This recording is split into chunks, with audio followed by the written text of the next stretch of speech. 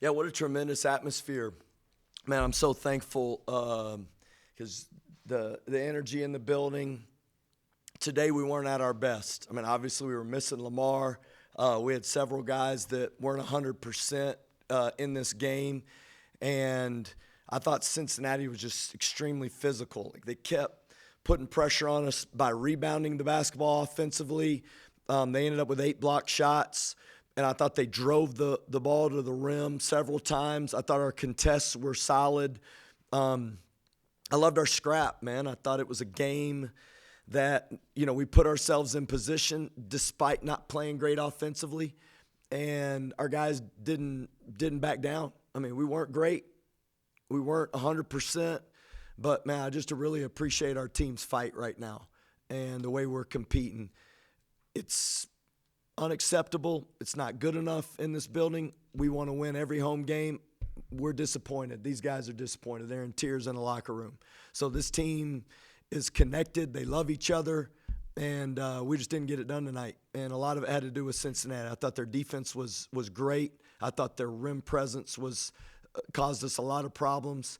But we did get to the free throw line several times, and this guy was tremendous in the first half to keep us right where we needed to be to give us a chance to win the game. And I thought they made big plays down the stretch offensively. A lot of different guys stepped up for them at the end of the basketball game.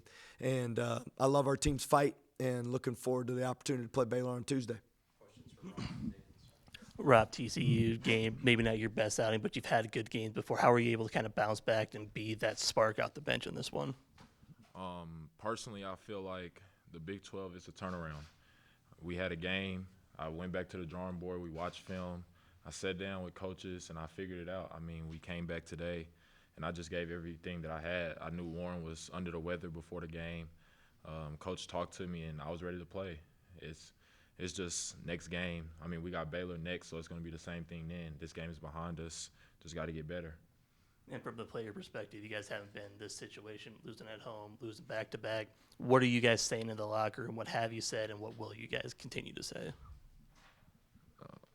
I think that's simple. It's a quick turnaround. We got to get better. We play Baylor at Baylor, so we got to go watch film, get better. I think this team holds themselves to a very high standard. Coach holds us to a very high standard, so I feel like it's not going to be a step backwards. I mean, we're going to use it as motivation. We're going to get better. We're going to go and give our best fight against Baylor. You guys had some stretches on offense where you guys were really good and you were scoring line. Then you have some stretches where you guys went maybe kind of cold after that. I mean, what do you feel like from a player perspective led to that happening to where you guys were really good on offense and then maybe you guys had some stretches where you weren't that good? I feel like going into the game, we knew Cincinnati was a great defensive team. So we was expecting them to, get stops in between the game. So during them cold stretches, it was really just like stay in the game. Like, it's going to eventually break open. We'll eventually figure it out. And I feel like we had times when it did, and then, at the end of the game, we just got to finish the game. I mean, simple as that. Coach, oh, no.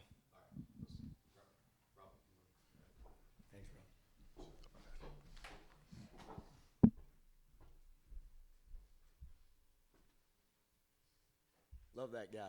Tough dude right there.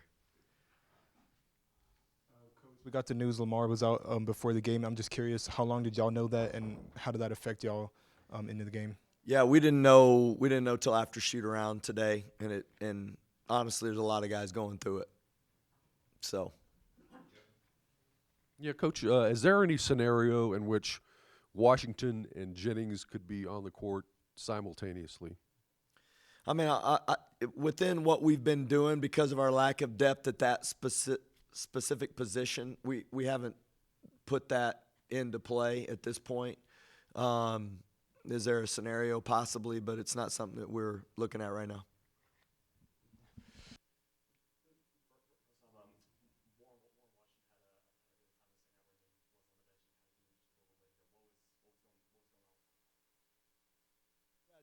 Warren just wasn't 100%. wasn't 100% tonight. So, yeah, he was fighting through. I was really thrilled with his effort. I mean, at halftime we were trying to get him some help, and we weren't able to start him because he was still trying to get back out there. And you know, he's a competitive guy that wants to win, and it was great to see him, you know, finish the game. I thought he had a big dunk. You know, he started really competing there at the end. Kind of felt like he kind of got his legs back under him again, but unfortunately it wasn't enough. Was he like injured, or did you just think he was a little bit tired? Yeah, no, just a lot of our guys aren't 100% right now.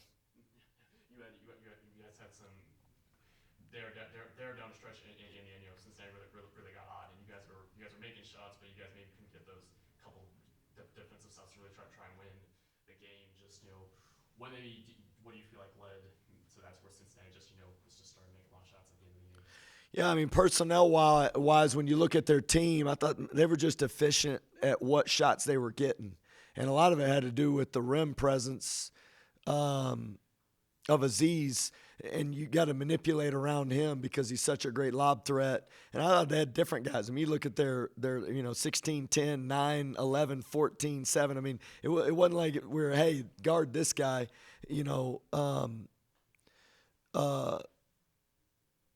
Lukosius, I thought he was the difference in that stretch where he made that three right over Warren. It's kind of like, hey, we finally just maybe went with something different and switched it, and he stepped back and made a three, and that's what great players do. They find ways in the court, and then obviously when we took the lead at the end, they did that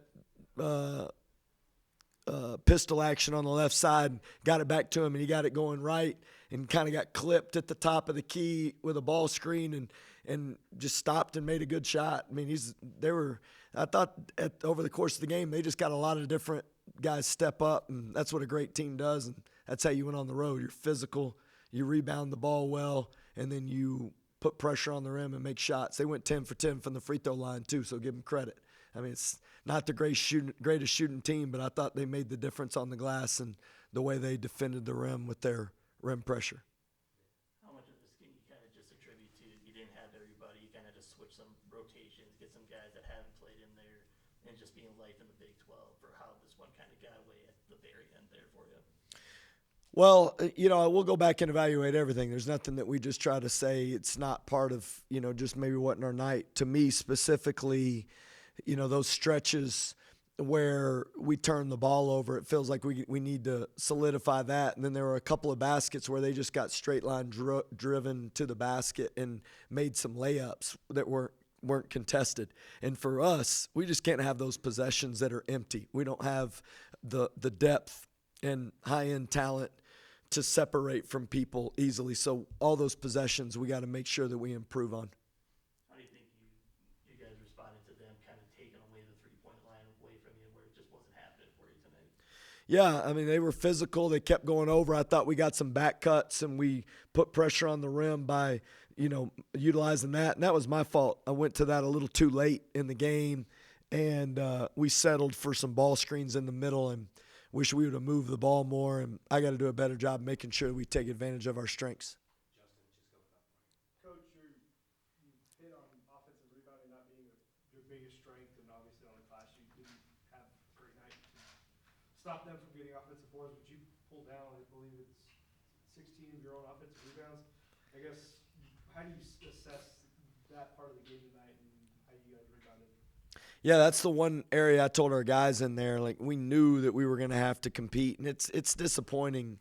And rotations caused some of the defensive rebounding disadvantage that we had.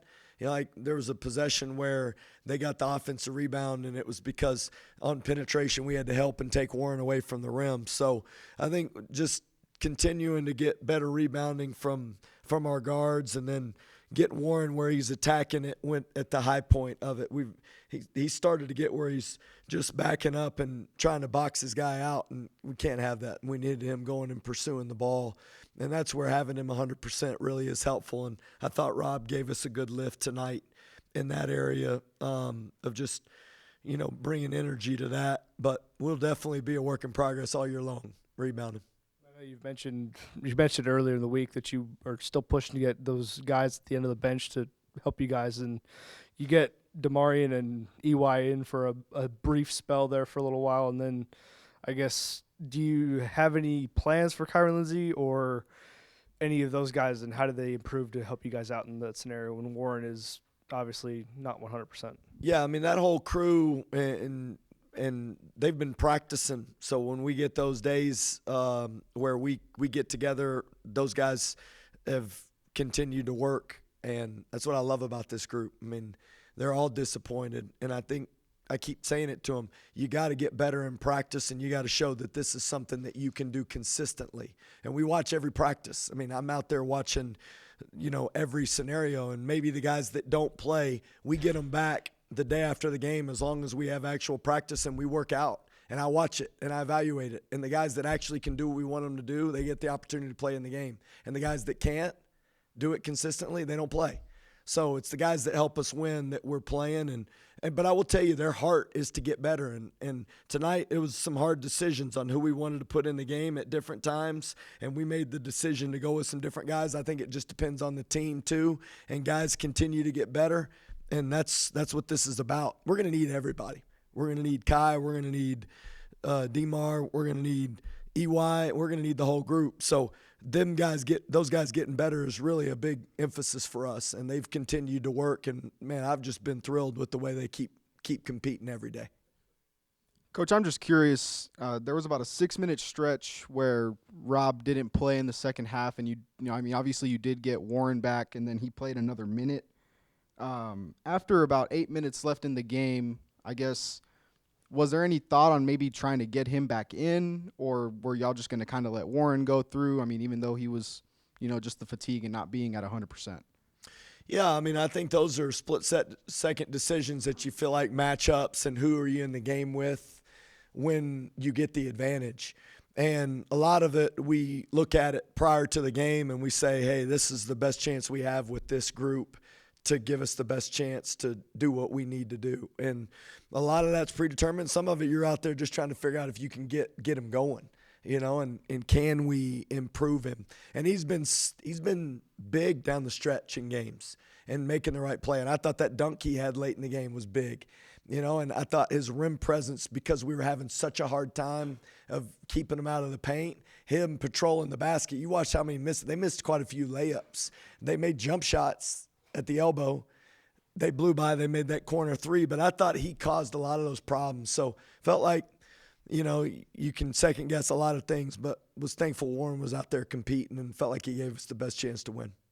And on his last offensive possession, after the rebound comes back down, it seemed like everybody was maybe confused or thought the game had stopped, I guess.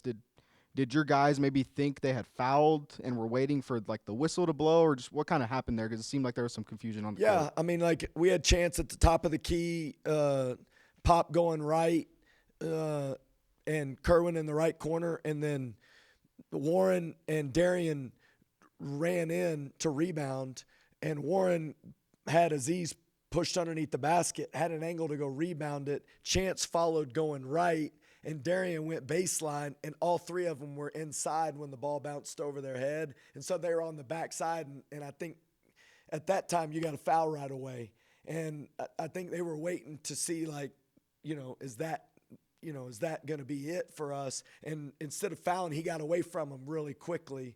And just walking through that and making sure we don't make that mistake. And sometimes you're not aware of the clock. I thought in that situation, maybe they thought there was somebody else coming down that was going to foul, and we didn't take the opportunity to do it at that moment. Now I'll have to look at it clear, but the way we drew it up, that was kind of the angle, and I saw Chance go down the top, so everybody was underneath him when he got that rebound on the outside, and he pushed it away real quick. We should foul right away, and we need to work on that, make sure that because you could put yourself in position to win the game if you foul right away, and we still got a shot at the end to tie it, but we've got to be better at the end of the game. 14 lead changes. Have you had a lot of games like that, and is there any point in this league that a lead is comfortable? No, I mean, you look at the games we've won, we've been down by 9 and 10 in the second half. I mean, there's no lead that's comfortable. I watched them in a one-possession game against Central Florida. I mean, they were ahead significantly against West Virginia at the end of the game, and West Virginia came back and beat them late. I mean, in this league, you got to find a way to finish games. I will tell you, we got to the free throw line in the second half. I thought that was a big. Now, we didn't make threes, and we struggled from the field. We missed quite a few baskets around the rim. It was a real physical game, but I thought the way we rebounded and the way we got to the free throw line gave us a chance when we weren't at our best tonight. And I was thrilled that our guys scrapped and found a way to put ourselves in position to win. We weren't good enough to win. They were. Give them a lot of credit. Thank y'all.